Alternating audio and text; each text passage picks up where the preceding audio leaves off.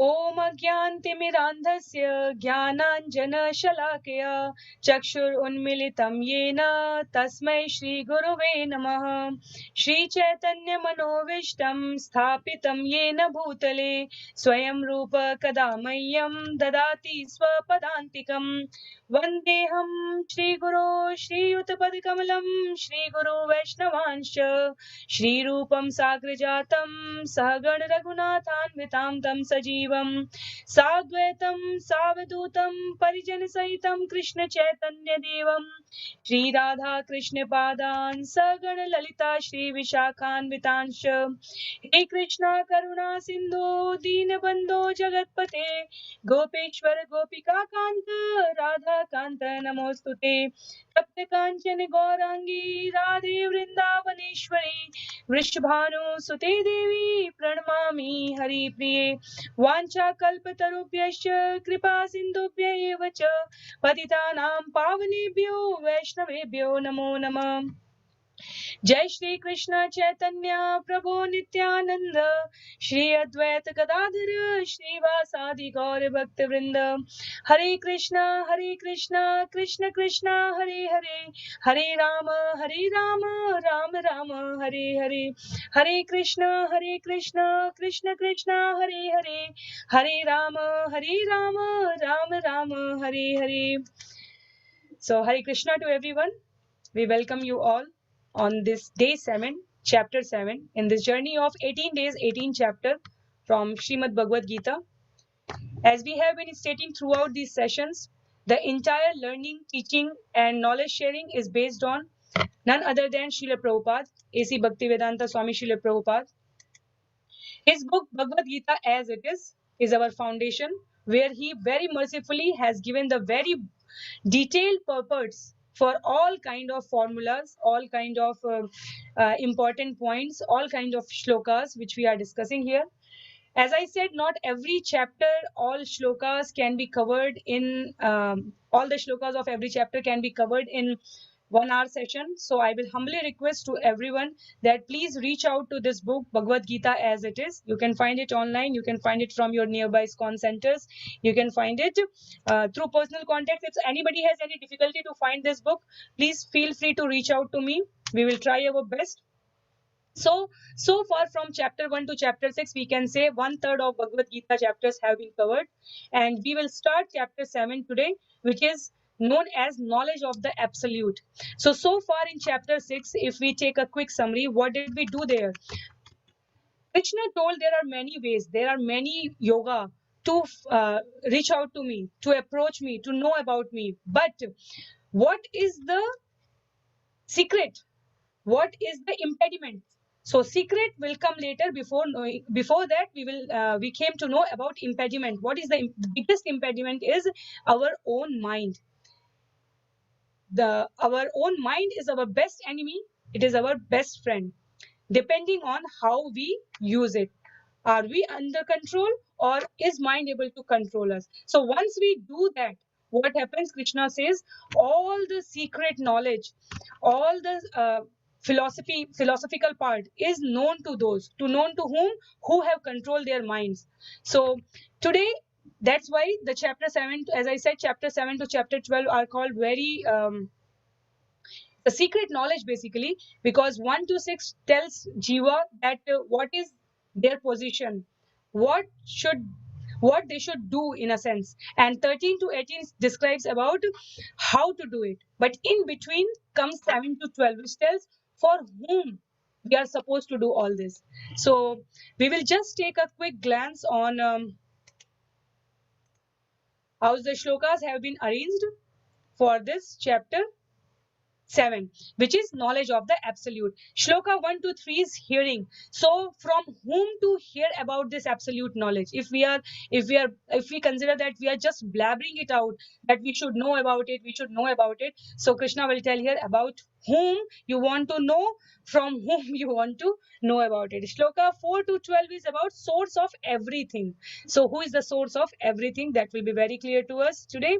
And this has not been discussed so far in any of the shlokas from chapter 1 to chapter 6. Then 13 to 19, Krishna says, depending on which state of consciousness you live in, you will either accept or reject this knowledge. So we will do our own litmus test. We will introspect and decide where do we fall, whether we are in a position to accept all this or we are going to reject. And then it's a very detailed discussion about what is the position of demigod. So broadly, in a very minute sense, chapter 3rd and 4th, we had tried to touch the demigods part, but today here it is in great detail. So we will try to go one by one. We will start with shloka 1, which is Shri Bhagavan Uvacha Maya Sakta Mana Partha Yogam Yunjan Madashraya Asanshayam Samagram Mam Yatha Gyasya Shitat Shrunu. The Supreme Personality of Godhead said, now hear, O son of Pritha, how, by practicing yoga in full consciousness of me, with mind attached to me, you can know me in full, free from doubt. So Krishna is saying, full consciousness of me, mind attached to me, you can know me. So Krishna is emphasizing it 3 times. It is very important. Krishna is really trying to highlight something very, very casual aspect of our personality. As a jiva, what do? If we want to know about something, we need to approach certain sources for it. So Krishna is saying, you want to know about me, it is me who is going to tell you about it. So you don't need to hanker here, there from unauthorized sources. So Krishna confirms it here. You want to get Krishna consciousness, I am Krishna and I will tell you how to get Krishna consciousness. You want to attain Krishna consciousness, I only recommend to get through those who are coming in disciplic succession, who are authorized to spread the knowledge of Krishna consciousness. So Krishna in a way is trying to very, very lovingly clarifying that please do not reach out to the people who have not read the Shastras, who are not coming in the disciplic succession. Why? Because they will tell you something based on their mental concoction. They will not tell you, like for a group of 4 blind people, if a giant elephant is put in front of them and is asked, touch it and tell how the elephant is. So someone got the trunk, someone got the leg, someone got the body, someone got the tail, and they will describe Krishna, they will describe the elephant based on their experience. So Krishna is saying, no, that is not recommended. You want to know about me, you want to get the consciousness about me, I am the one who is going to tell you everything about me. So come to me. You need to understand from the right source about any project, any task, anything we want to start with. The first important thing is to hear it properly. And if we do not hear it, the first step is missed, then everything we do might not be concrete. There may be innumerable fault. And that is what is happening today. Anybody or everybody comes and claims that I am God and I am God, worship me. So acharyas actually condemn it. They say God doesn't die. They say scriptures clearly says when, where, by whom and for whom Krishna will appear. So it's Krishna when all the Krishna's incarnations in any minute or the gross form has already been described in the scriptures. So anybody coming and claiming that I am the God, this statement itself, that everybody is God, is itself a very foolish statement. Everybody has God residing in their heart is a different statement versus we say everybody is God. So that difference Krishna is saying, when you get the knowledge of the absolute, it will be very clear to you. So this Bhagavad Gita, first 6 chapters where Krishna told about, we can say Krishna told about MSG, matter, spirit. These are the kind of code words we usually remember. So MSC. So what is this? Matter, spirit and controller of the both. So who is the matter? We are matter. Who is controller? Krishna is controller, right? And who is how he is doing that all we are going to know. So matter, spirit and controller of both. And Krishna says that if you do not surrender, that will not be known to you. That is also coming further. So first thing we need to establish here is we are going to hear about Krishna from Krishna to emphasize the fact that it has to come from the authoritative source. Krishna told there are 9 ways to know about me. Navada Bhakti, there are 9 ways. What are those? If you see, hearing, chanting or glorifying, remembering, serving, and we have the example of each one of them. Deity worship, praying, becoming servant, friendship, and complete surrender, Atma Nivedanam. So we have example of each one of it. If we can see, we have Maharaj Bali for complete surrender. For remembering, it was Prahlad Maharaj, right? For serving lotus feet of the Lord. None other than Goddess Lakshmi is doing that all the time. Becoming servant, Hanumanji. So these ways Krishna is telling that these people followed one of the 9 authenticated way to know about me. Shravanam Kirtanam Vishnu Smaranam Padasevanam Archanam Vandanam Dasyam Sakhyam Atma Nivedanam. So these are the 9 processes of devotional service which is being explained by Prahlad Maharaj. It will come later in Srimad Bhagavatam, that how these are very important for us. So any other process of bhakti which any other process of yoga which we studied in chapter 6 yesterday, Jnana Yoga, Dhyan Yoga, Ashtanga Yoga, that is incomplete without bhakti. Why?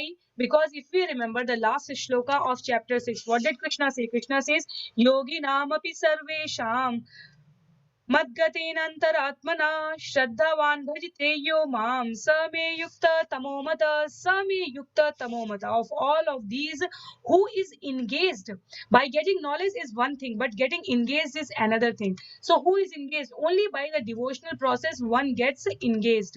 That's why Srila Prabhupada writes that other processes are incomplete without bhakti. By concentrating one's mind upon Krishna, one is able to know the absolute truth completely, but not otherwise. If we do not know, we have to hear it. If we do not know, then anything else we know is not complete.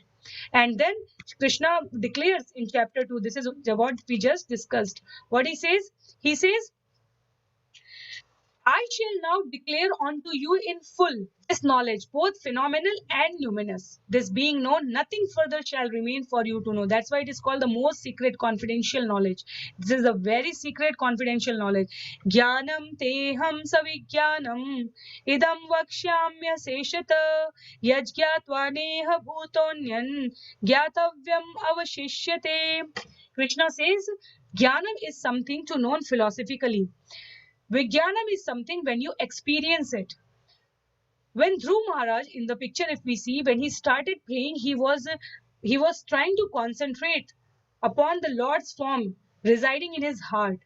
Then he received the Vijnanam when he saw him face to face. When Krishna touched his head with his conch shell, he became Vijnanam. He started reciting the shlokas. So after knowing him, nothing else, nothing further shall remain for you to know. Krishna confirms it. So that's why Acharya has given this chart that what will happen by hearing. First we hear from the right source. Then Krishna within the heart cleanses the heart. What he does is Hridayanath by Abhidranani Viduyati.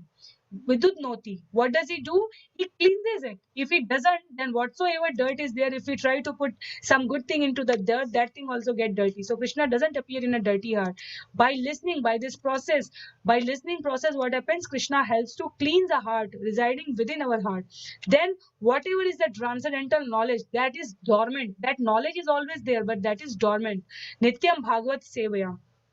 By more hearing, what happens? Bhakti bhavati nashtiki.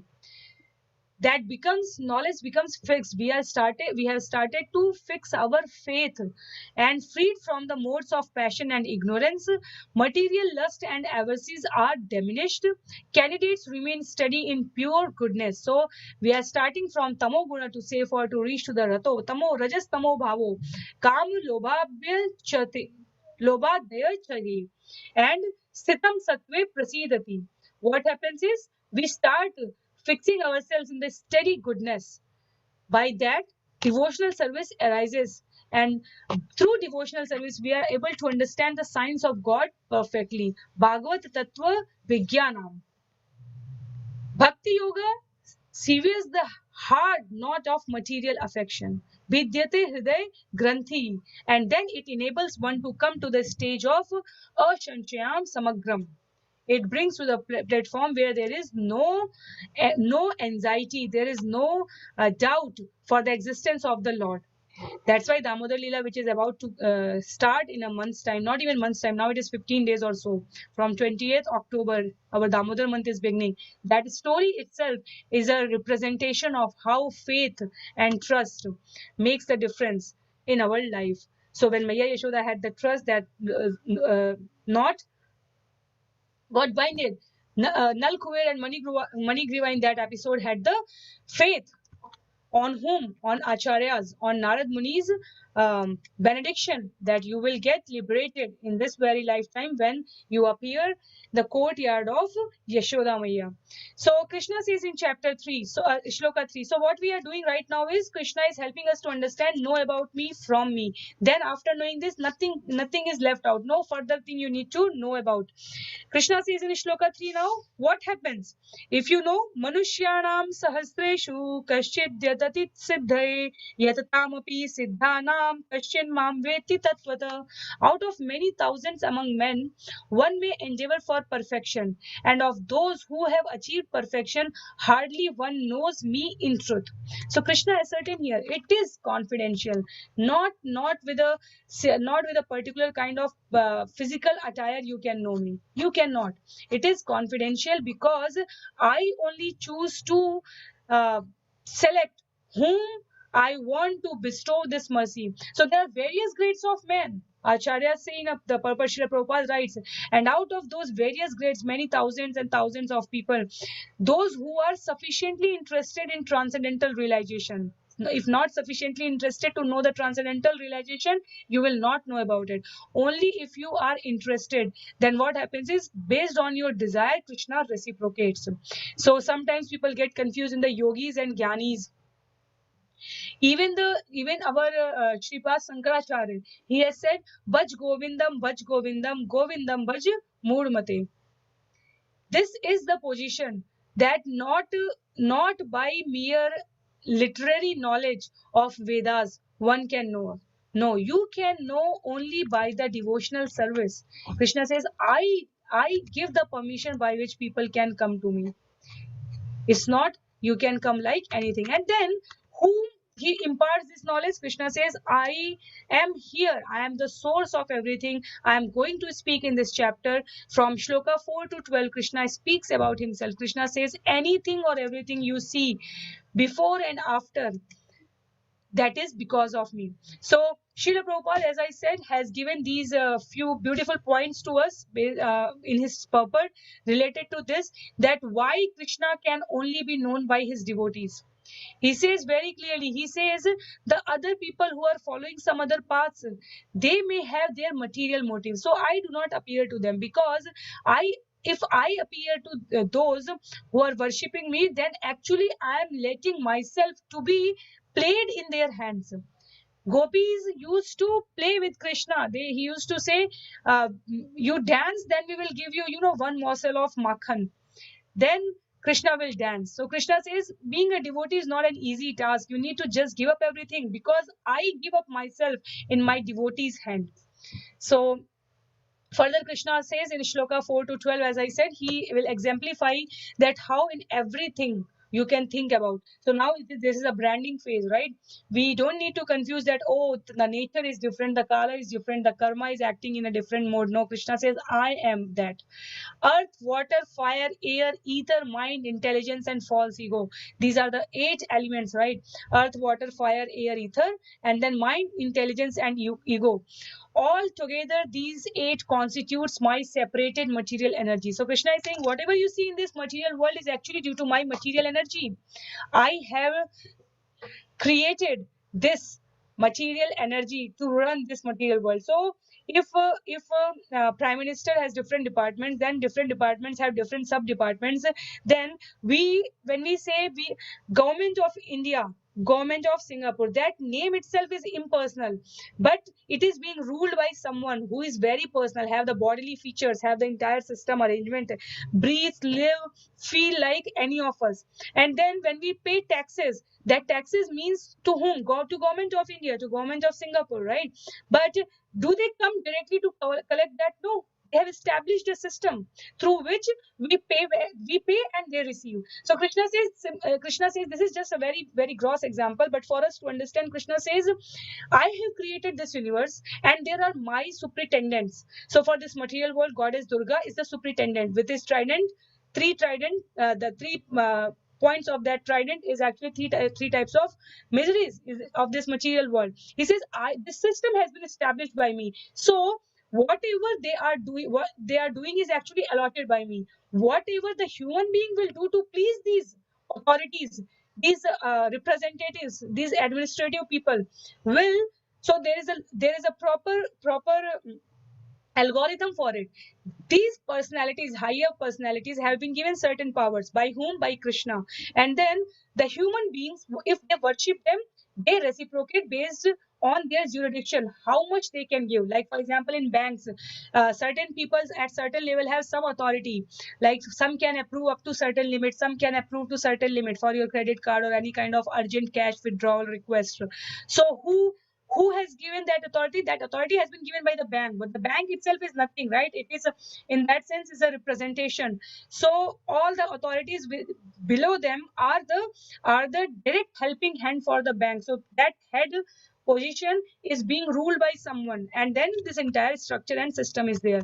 So Krishna says this external world is, which I have manifested, which is manifested by me, is controlled by material energy, separate material energy. However, yeah, as you should know that I am the origin and dissolution of everything.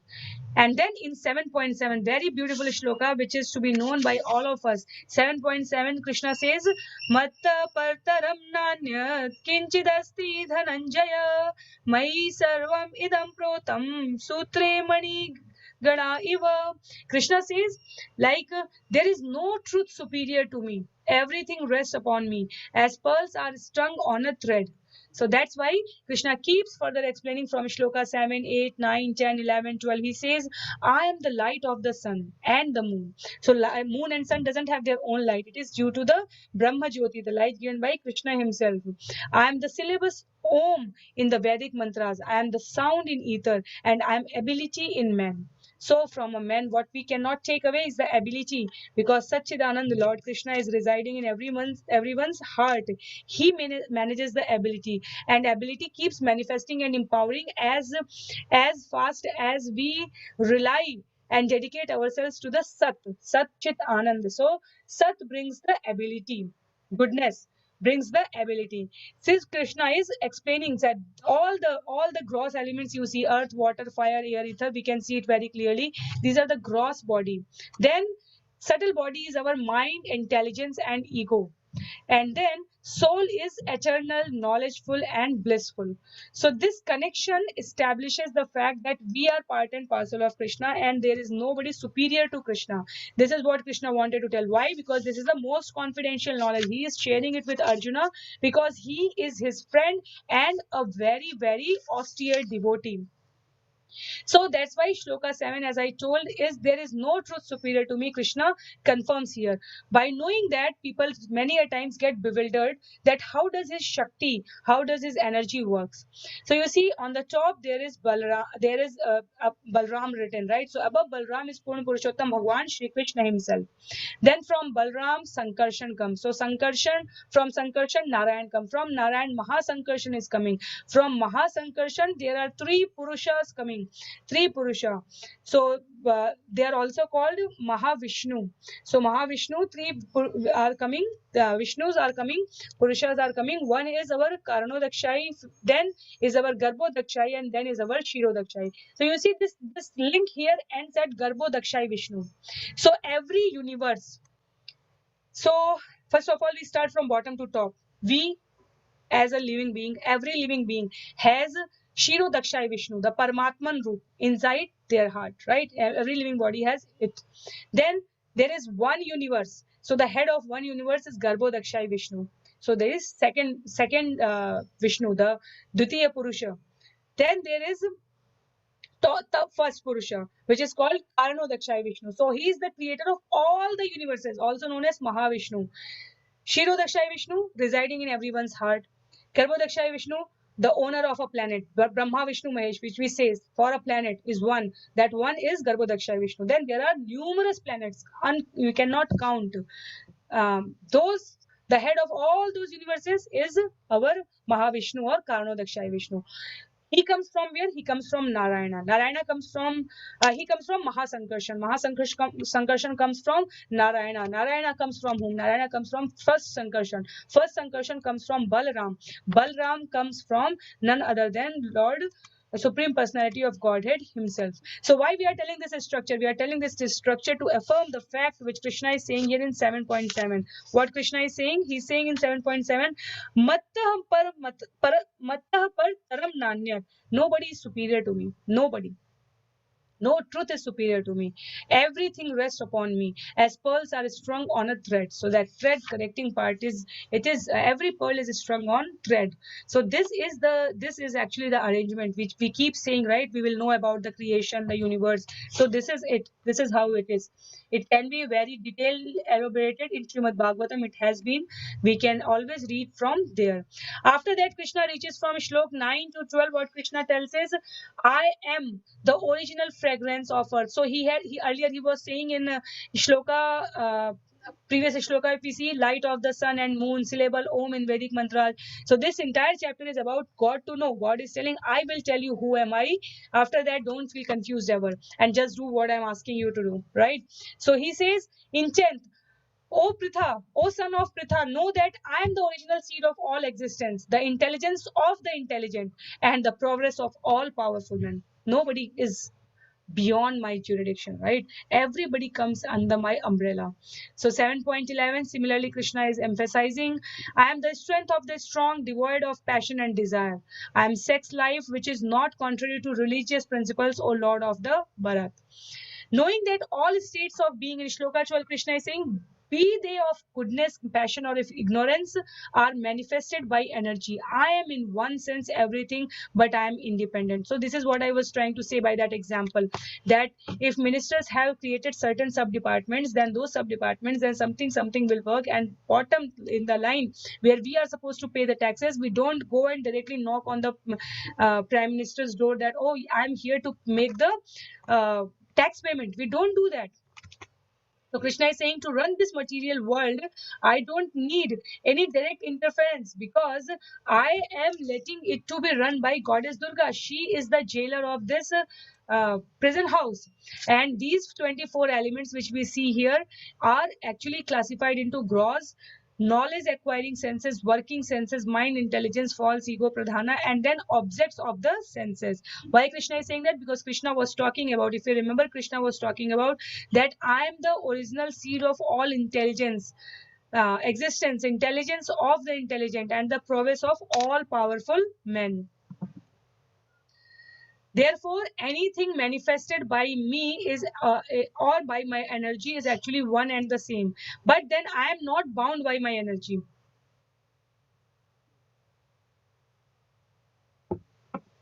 Like we can say, when there is a living body, then only the mind, intelligent, and false ego of that living entity is meaningful. If a dead body is there, then that is not meaningful. So if Shakti is there, it is meaningful when there is a Shaktiman, someone who holds it. Otherwise, when the demons receive the Shakti, the power, they misuse it. Because they do not have that God component in the active stage, in the submissive stage in their heart. It comes through the enemy state, and then it is not revealed to those kind of demons, those kind of asuras. It is not demon, so it is not demonstrated to them. This is what has been explained here further. So when we say Lord's power is called the material nature. And then who controls Prakriti, who controls this material nature? His different Purusha incarnation are managing that. Result of knowing the controller of Prakriti, what will happen? In Narad Pancharatra, it is mentioned that you, after knowing the controller of the Prakriti, you actually understand that material world is being directed. You understand that there are three types of Vishnus, and then you read, when you read the Vishnu Puran, you don't think, oh, why Vishnu is mentioned as supreme here. When you read Shiva Puran, you get confused. Oh, Shiva is mentioned here. Brahma gets out of him, not he gets out of the Brahma's mouth. Not like that. Then third point comes is when we see that annihilation is taking place. So when we read these things from book and we get confused, it is because we do not have the proper knowledge in place. When we talk about Brahma, Vishnu, Mahesh, that is for one universe. One Vishnu is going there, and that Brahma has created this universe because it is given as an order to him.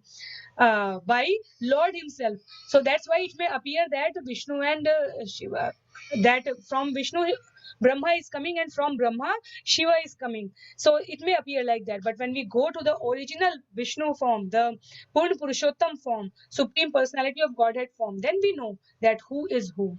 So Krishna says it is revealed only to those whom I chooses based on their qualification. So what happens? Why we are not able to understand it by our own qualification? Because we are deluded by the three modes. As I said, the Krishna speaks very clearly in Shloka 13. Tribhi Tribhi Gunamay Bhave Ebhi Sarvam Idam Jagat Mohitam Nabhi Janati Mamebhya Paramavyayam. Deluded by the three modes. What are these three modes? Goodness, passion, and ignorance. Whole world doesn't know me, who am above the modes and inexhaustible. So Krishna is above all these modes. He is inexhaustible. But to do what? To make the living entity come back to the Godhead. He is trying to impart this knowledge again one more time. So if we see this description, living entity have two options: influence of matter or free from illusory material energy. So influence of matter, if there, then the forgetfulness will have take place. Forgetfulness about what? Who am I? Whom am I related with? Where will I go? What is life after life? All this knowledge will just disappear. But if one is free from illusory material energy, there are two chances: either the mukti or liberation getting merged into the Brahman, Brahma Jyoti, or complete liberation means liberation from all material ideas. The action in Krishna consciousness, which was described by Krishna in chapter 5 to Arjuna. So, including the conception of becoming one in all respect with the God. All this comes through this entire process. So everything here, and then forgetfulness has two parts, which we know is that it will always remain material. So the body has to the soul has to really struggle to acquire a body where the knowledge of God can be imparted. This way it keeps moving, and then Krishna says, after all the powers and all kind of classification, he is coming to the point where which kind of devotees will receive him in very cherished form, and whose are the kind of devotees who will not come to him. So nobody is non-devotee, everybody is devotee. Does that there's an understanding of difference of understanding. So what happens is, in Shloka 17, Krishna is saying to Arjuna for this continuity of the chapter, that what is happening, Krishna, what is happening, Arjuna? तेषां ज्ञानी नित्ययुक्त एक भक्ति विशिष्यते प्रियो हि ज्ञानिनो अत्यर्थम अहम स च मम प्रिय. Of these, the one who is in full knowledge and who is always engaged in pure devotional service is the best. For I am very dear to him and he is dear to me. So Krishna says that after knowing all these three forms of Mahavishnu, Garbhodakshai and Kshirodakshai Vishnu, one should be very clear that we shouldn't have doubt about the position of the Lord. We should be very clear.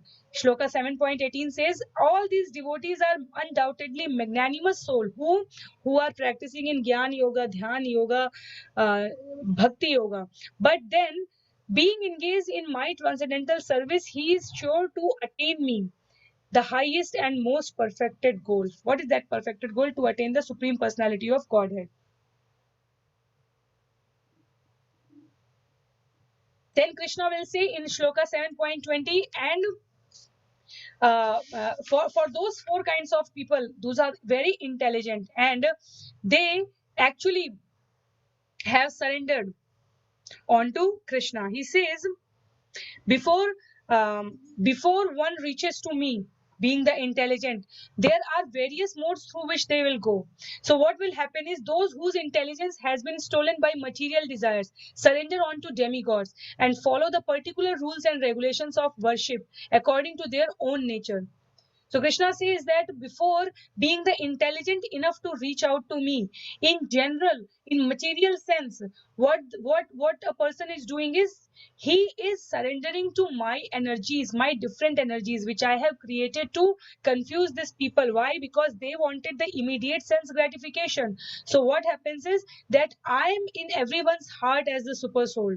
And as soon as one desires to worship some demigod, I make his faith steady. So, like for example, if a child, as I said, wants to really work in the kitchen, so what we give is we give them the artificial, we give them the non-functioning model of kitchen, right, where he or she will still be cooking, but that will not harm that child in any way. And at the same time, by doing that, they will develop the fixed faith. The child will develop the steady faith.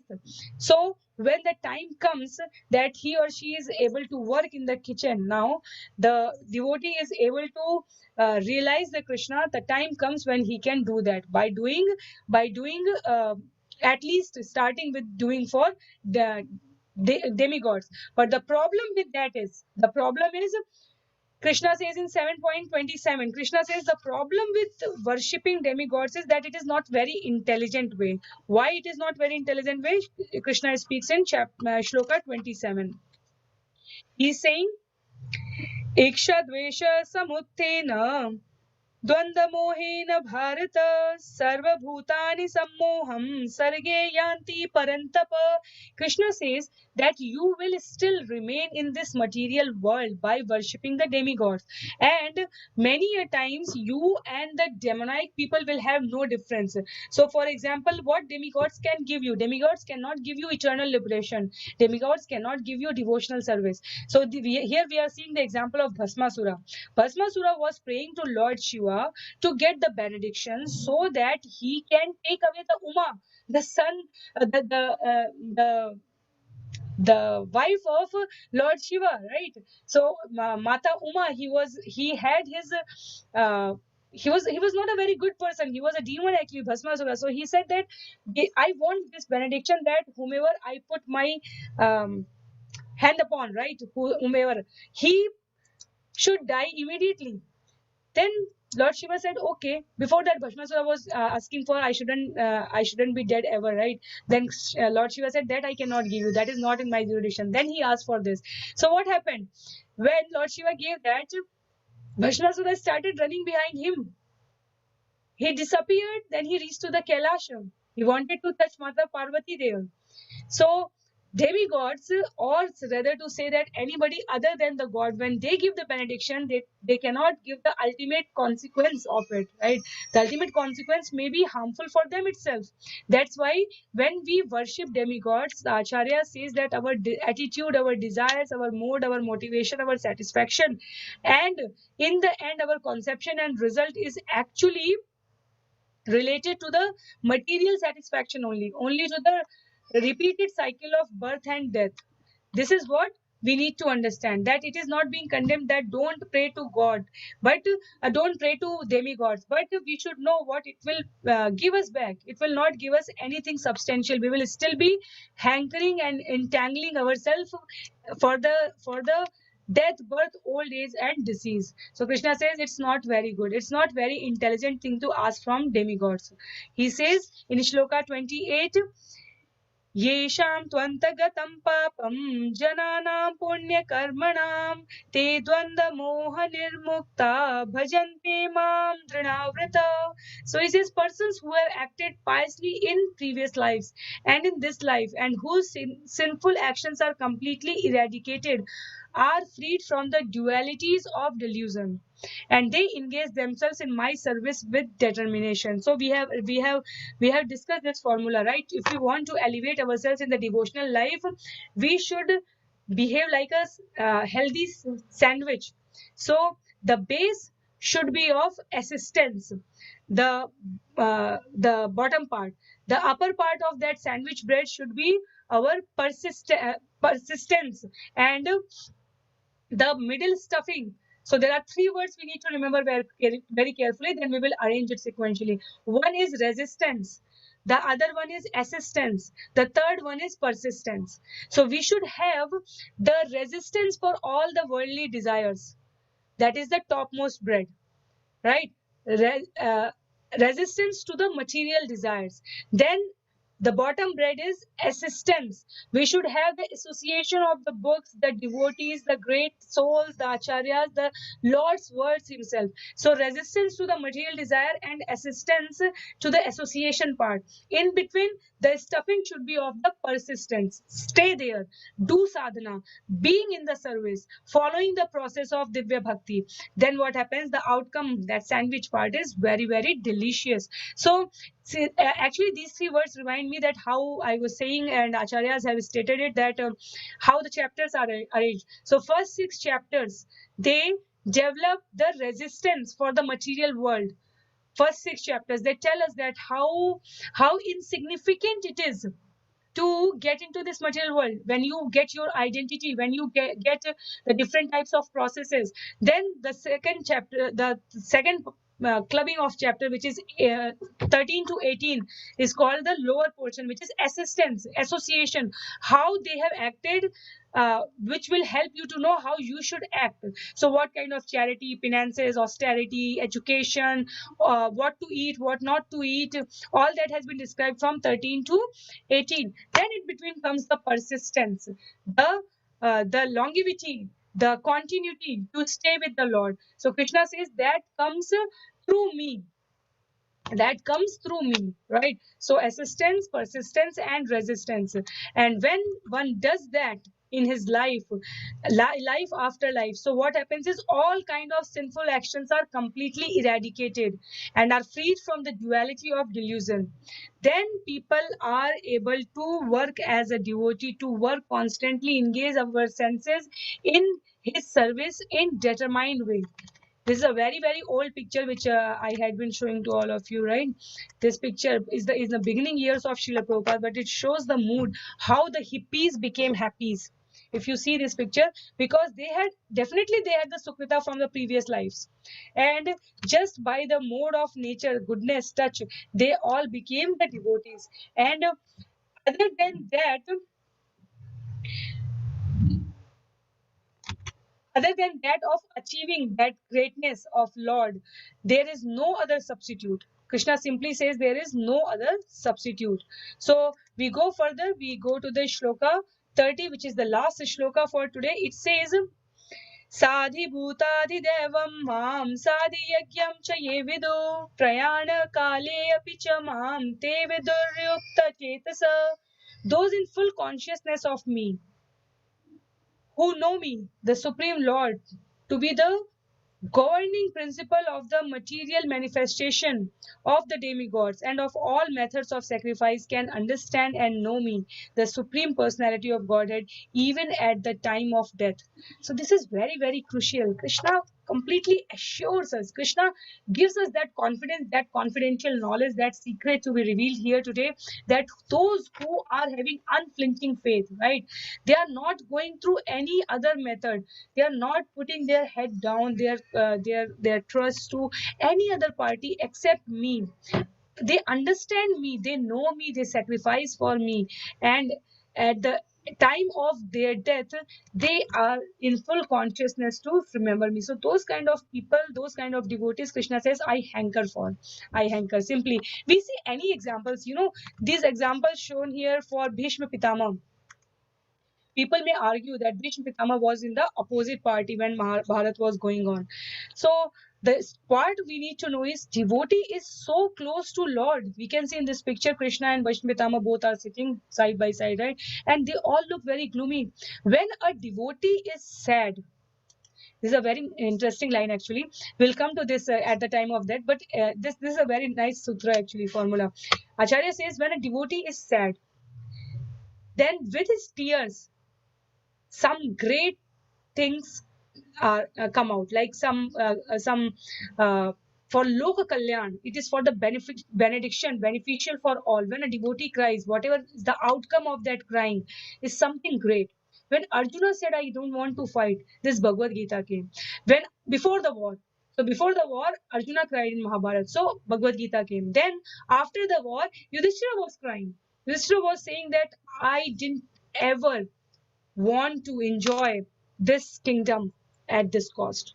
He was so upset to know that Bhishma Pitama was still alive. So what did Krishna do? Krishna took the entire Pandavas in royal dressing to Bhishma Pitama, to make them very clear that Bhishma Pitama, who was fighting from the opposite side, is actually very happy to see all five of you with your crown, with your glamorous dresses. Entire the royal decoration was there, right? He said, and then with army also having, you can see in the picture there are people behind, right? And you can have the chariots, you can have the horses, you can have the opulence of the kingdom with him to showcase. Then you will know who Bhishma Pitama is. So this is again to glorify the devotee. Krishna says, at the time of death, you can only surrender to me when you have tried to understand me, know me, and sacrifice for me throughout your life. This is what a devotee does.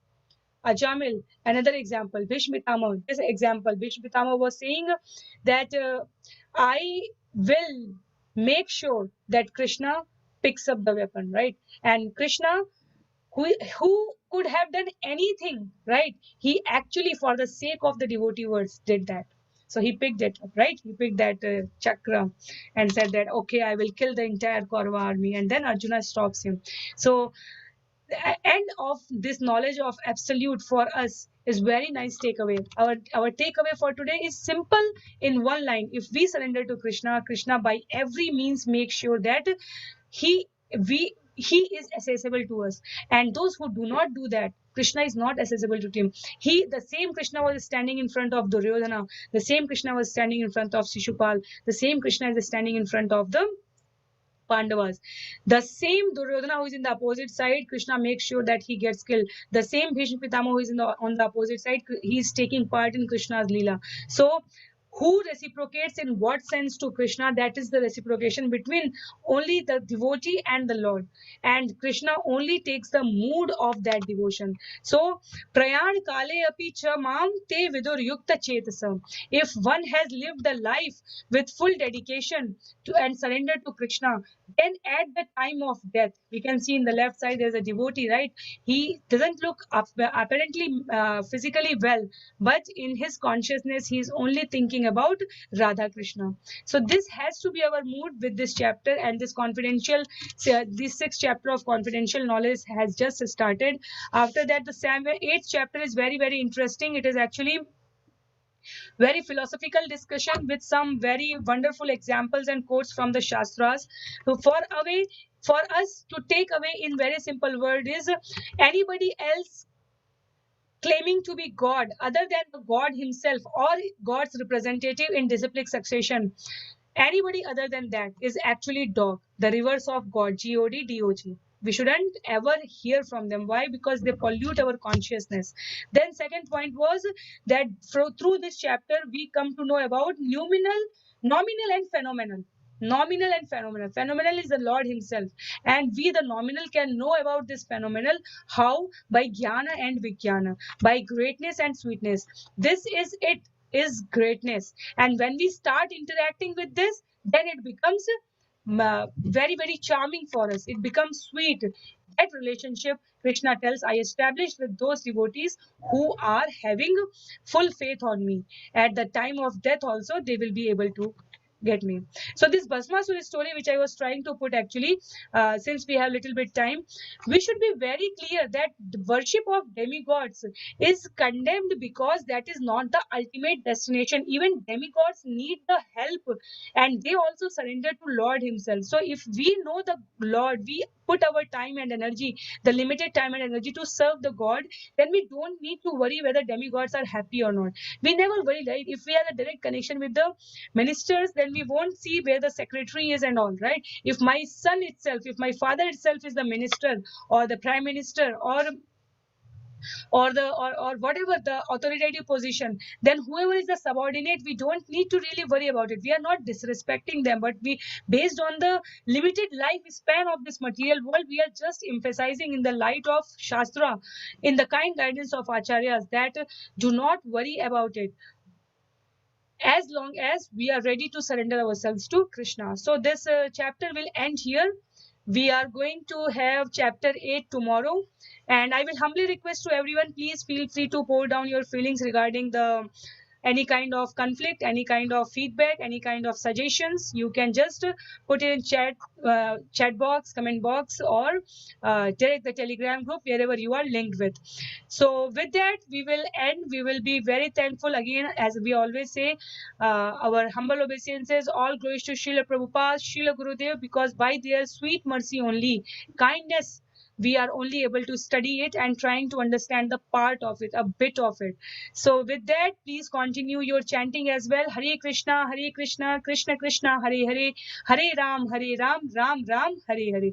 Srila Prabhupada ki jai, Srila Gurudev ki jai, Ananta Koti Vaishnav Vrind ki